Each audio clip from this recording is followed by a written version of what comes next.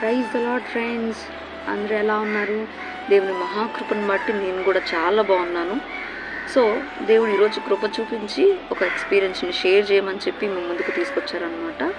ఆ విషయం ఏంటి అంటే, దేవుడు నాతో ఎలా మాట్లాడాడు, ఎలా ఉండమని చెప్పాడో మీకు తెలియజేయాలనుకుంటున్నాను.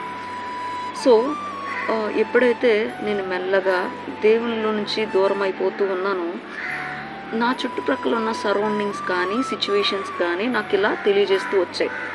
ఏంటంటే, నువ్వు అందరిలాగా ఉండడానికి లేదు, యూ షుడ్ బి యూనిక్. నీవంటూ ఒక ప్రత్యేకంగా ఉండాలని దేవుడు నాకు తెలియజేశాడనమాట.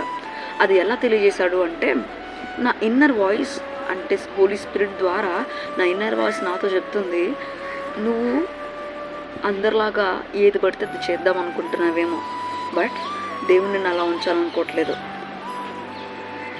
నిన్ను ఆయన ఒక ప్రత్యేకమైన పర్సన్గా ఉండాలని కోరుకుంటున్నారు అని చెప్పి నాతో మాట్లాడుతూ వచ్చారనమాట.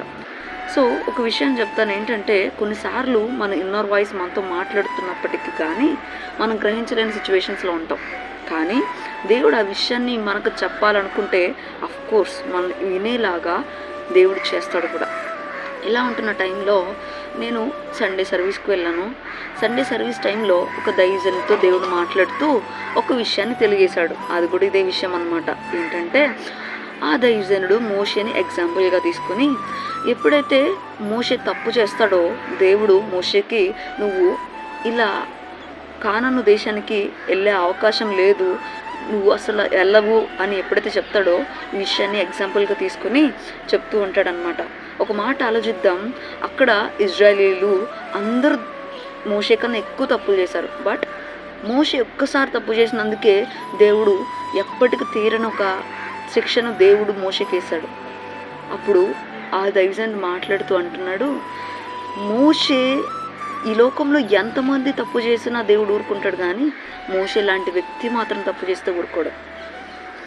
ఎందుకంటే ఆయన ఒక దైవజనుడు, ఆయన దగ్గర నుంచి దేవుడు ఏదో సంథింగ్ కోరుకుంటున్నాడు.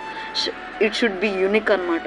సో అప్పుడు నాతో కూడా దేవుడు మాట్లాడుతూ వచ్చాడు, ఈ లోకంలో నువ్వు కూడా మోషేలాగే ఉండాల్సిందే, నువ్వు కూడా మోషేలాగే యూనిక్నెస్ మెయింటైన్ చేయాల్సిందే. ఈ లోకంలో ఎంతోమంది తప్పులు చేసి ఉండొచ్చు, వాళ్ళందరూ తప్పులు చేసినా అదొక రకం, కానీ మోషే దగ్గరకు వచ్చేసరికి ఎలా అయితే ఆయన తప్పు చేస్తే ఊరుకోలేదో, నీ సిచ్యువేషన్ కూడా అంతే అని దేవుడు నాతో స్పష్టంగా మాట్లాడాడు అనమాట. సో ఈ రెండు ఎక్స్పీరియన్స్ ద్వారా నాతో మాట్లాడిన దేవుడు నీతో కూడా ఈరోజు మాట్లాడుతున్నాడు. ఏమనంటే, దేవుడిని దగ్గర నుంచి ఒక యూనిక్నెస్ కోరుకుంటున్నాడు. ఈ లోకంలో మనుషులు ఉన్నట్టు నిన్ను ఉండాలనుకోవట్లే, ఈ లోకంలో మనుషులు తిరిగినట్లు మాట్లాడినట్లు నిన్ను కూడా దేవుడు మాట్లాడాలని అనుకోవట్లేదు. సో నువ్వు గ్రహించి నీ జీవితాన్ని కూడా మోషేని ఎలా అయితే దేవుడు కోరుకుంటున్నాడో, నీ జీవితాన్ని కూడా దేవుడు అలాగే కోరుకుంటున్నాడు. కాబట్టి నీ జీవితం దేవునికి సబ్మిట్ చేసుకుని ఆయన ఎలా కోరుకుంటున్నాడో, ఎలా నీతో మాట్లాడుతున్నాడో దాన్ని కన్ఫర్మ్ చేయడానికి వీడియో పెడుతున్నాడు అనమాట. సో ఈ విషయాన్ని గ్రహించుకుని దేవుని వైపు తిరుగుదాం, దేవుని యొక్క ఆశీర్వాదాన్ని మన జీవితంలో చూద్దాం. Praise the Lord, hallelujah, amen.